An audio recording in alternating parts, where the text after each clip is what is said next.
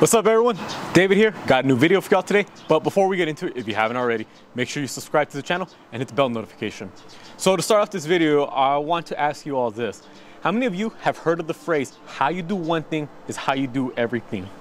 Now, if you have heard it, I want you to think about what exactly runs through your mind when you hear this phrase. If you haven't heard of it, what was your initial reaction to it? What message do you think the person that's saying it is trying to convey to you? What point do you think we're trying to get at when we hear this phrase, how you do one thing is how you do everything? Now, I want to start off with a little bit of a story here. So, my junior year in college, I recently just graduated, not so long ago. My junior year in college was by far the most stressful year, not only because it was when I was taking the most amount of classes, most amount of units, but the actual coursework itself. I was taking some of the harder classes. I was working the most amount of hours at the gym. That's when I had the most amount of clients. So I was trying to balance out a lot of things. Work, school, extracurriculars, personal life. You know, a lot of things just line up, but oh well. Now, one thing I started noticing is once one thing started going downhill, so did the other. I was losing sleep because I kept having to stay up late to study, or I had to pick up more shifts at work. So sleep schedule went down. As a result of that, yes, I could have made an effort to prioritize my sleep a little bit more, but I didn't. I was like, you know what, I'll just cut this a little bit short. Now, what happens when I cut my sleep a little bit short?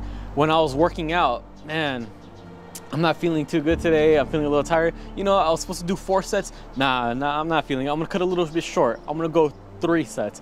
When I was writing my notes in class, I was like, man, no, I'm running out of time for this class writing notes. I gotta move on and study for the next class. I'll cut that short. You see, the thing is, how you do one thing is how you do the other thing. If you're a person that cuts one part of your aspect short, most likely that's gonna carry on to the rest of your life.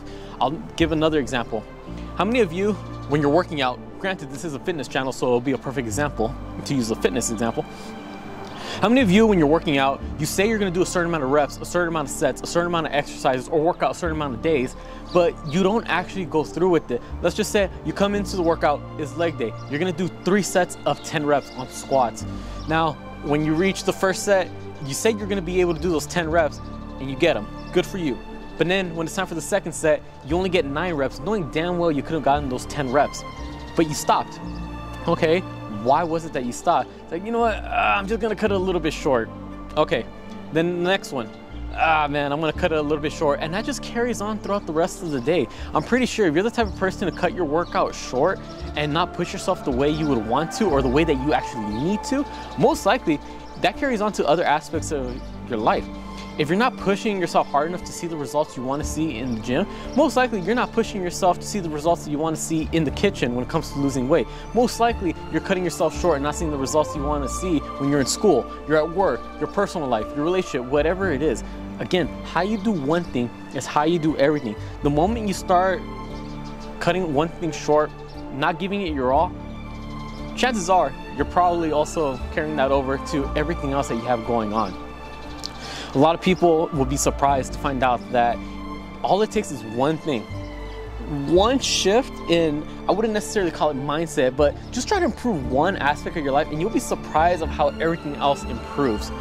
For example, let's just go with diet. This is a fitness channel. I'm a personal trainer. I get a lot of clients who say they want to lose weight. Okay, all it takes is one little change and it will carry on to everything. How you do one thing is how you do everything. I tell them, what's the diet looking like? And it's not looking too good. All right, all it takes is one change in the diet, boom, everything else will fall into place.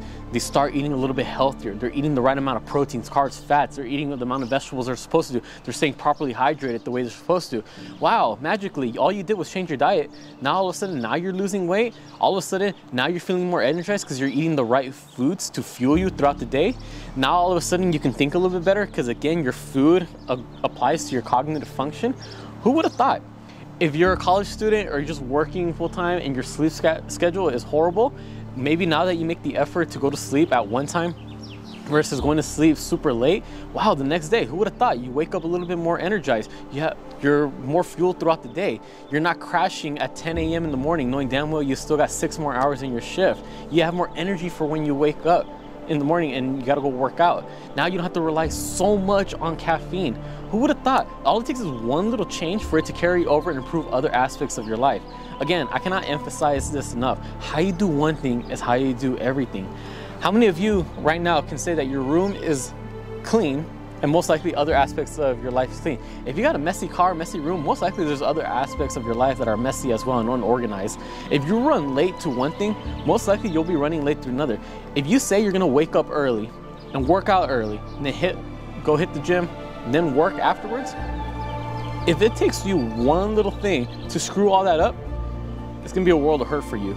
You say you're gonna wake up at 5:30 to work out at 6 and then go hit your shift at 8. Well, how you do one thing is how you do everything. You decide to wake up late. That's that one thing. You wake up late and it's just a domino effect going on after that. Now, the gym, you're going late. You're cutting the gym short because you didn't finish because again, you started late. Now you're hurrying up, having to rush home, clean yourself up, and then go to work, which maybe you might be doing late. So you see, all it takes is one little thing to kickstart this domino effect. But at the same time, it only takes that one thing to make that big difference going forward.